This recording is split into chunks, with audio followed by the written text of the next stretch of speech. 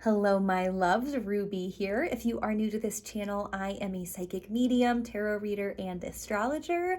Today, I want to talk about tarot as a living system. This is a concept that I have briefly touched on in previous videos, but I wanted to dedicate a whole video to sharing what I mean when I say this. What does it mean when I say tarot is a living system?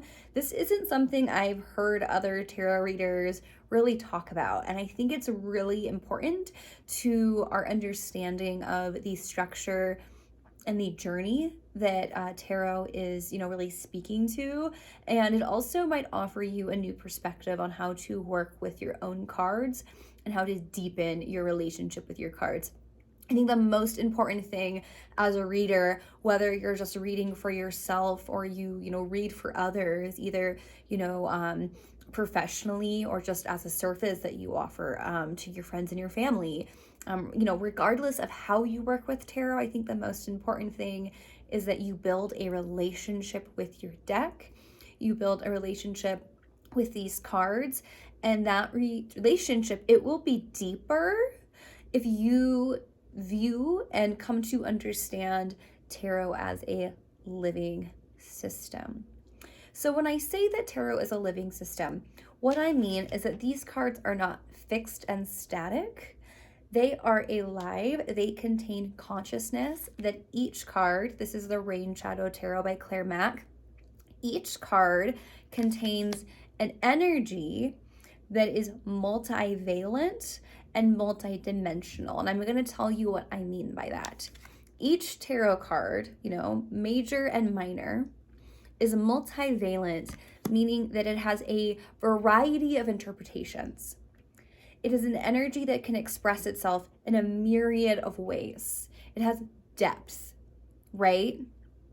It has variation. There isn't one interpretation. Instead, we are talking about an energy that can be expressed and can be unfolded in a multitude of ways. And when I say that this energy is a multi-dimensional, I mean it exists on multiple planes of reality. Okay?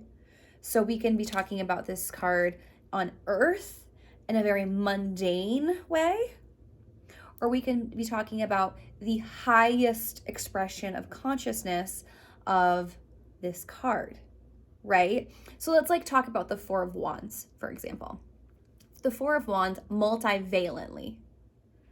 What is the multivalence of expression, the Four of Wands? Well, it's the card of marriage. It can be the card of something good coming. It can be the card of something that is on its way. It's not quite there yet. We can see it coming, but it's not quite there. It can be, celebration, merrymaking, going to a party.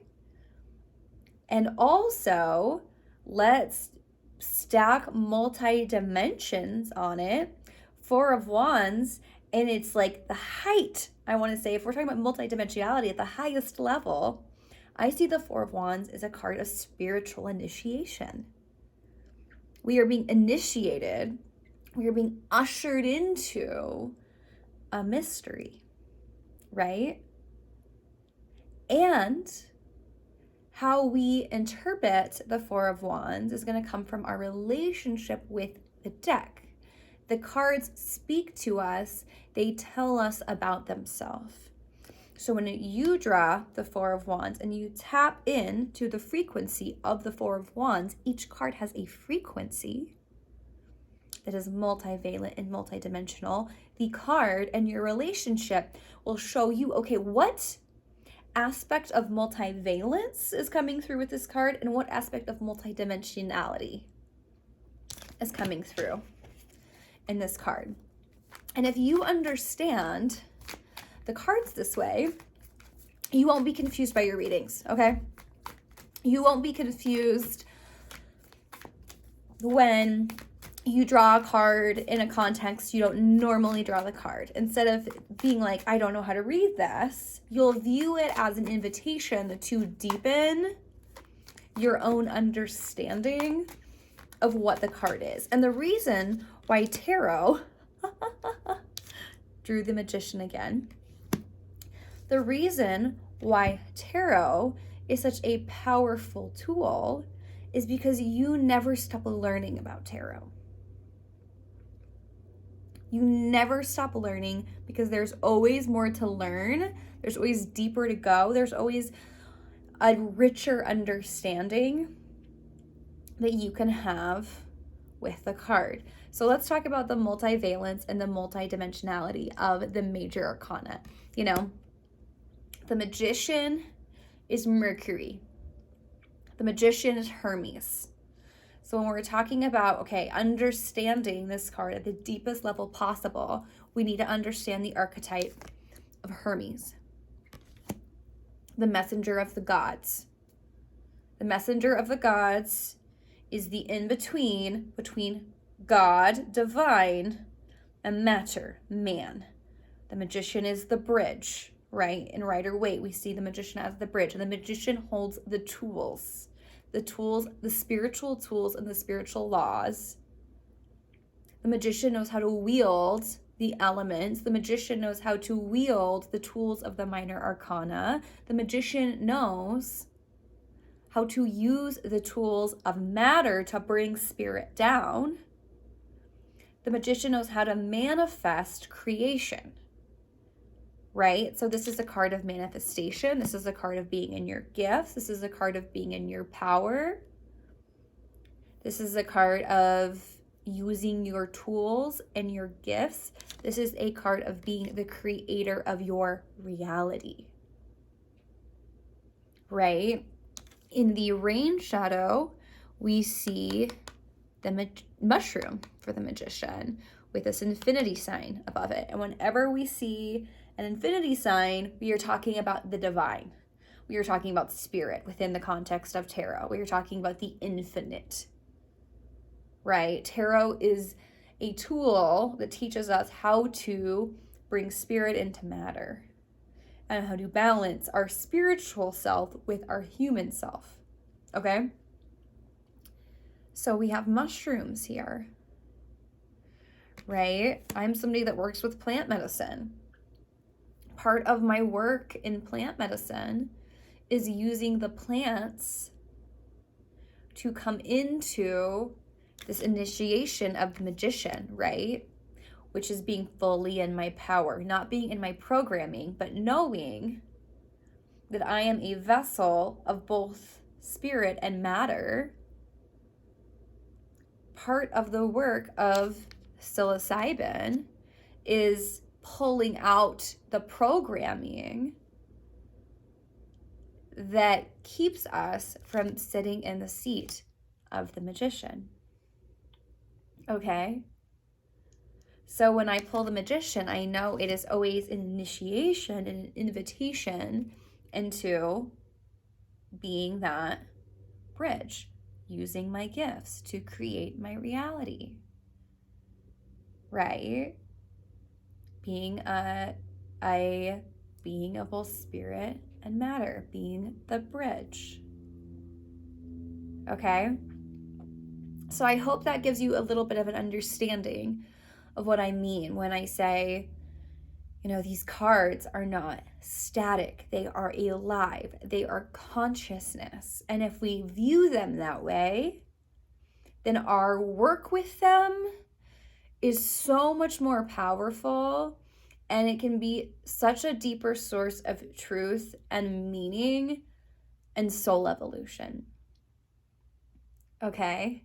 So I encourage you, as you work with your cards, to start building that relationship, to not see them just as a card or a definition, but as an energy that is a manifestation of a concept or an energy or a piece of consciousness or a tool of consciousness that we can actually talk to and commune with. And my understanding of the cards changes as I work with them, right? Like my understanding of a certain card doesn't stay fixed.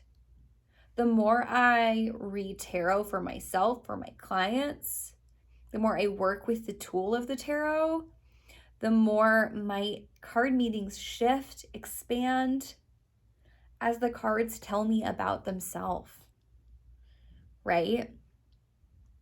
So keeping an open, curious mind, being open to have, your card meaning turned around on you. It's always good to start with, that masculine orientation of scholarly knowledge with tarot. And I believe that that's a balance. We can't just all be in, intuitive understanding of the cards and not know, what a wand means, what a four means. Like, know your card meaning, do your due diligence so that you don't look like an idiot if somebody asks you, what does this mean, right? But don't stay in the guidebook definition, right? This is the same with how the planets are, right? Like Saturn is the great malefic. I think that that's a little bit of a reductionist way of looking at it. But Saturn is time, Saturn is fear, Saturn is contraction, but Saturn is also a living energy. So the way that Saturn can exist in a chart, the way that Saturn can be interpreted in a chart, there's a multitude of ways that can come out. So yeah, the Four of Wands is the Four of Wands. The Four of Wands doesn't change. The Magician doesn't change.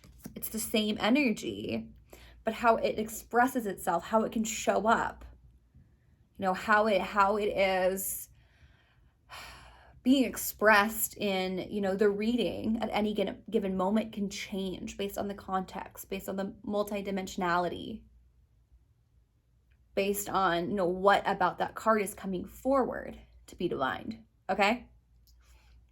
So I hope that was helpful. I hope that was interesting. I would love to hear your thoughts on this. And as always, I am sending you love and wishing you well.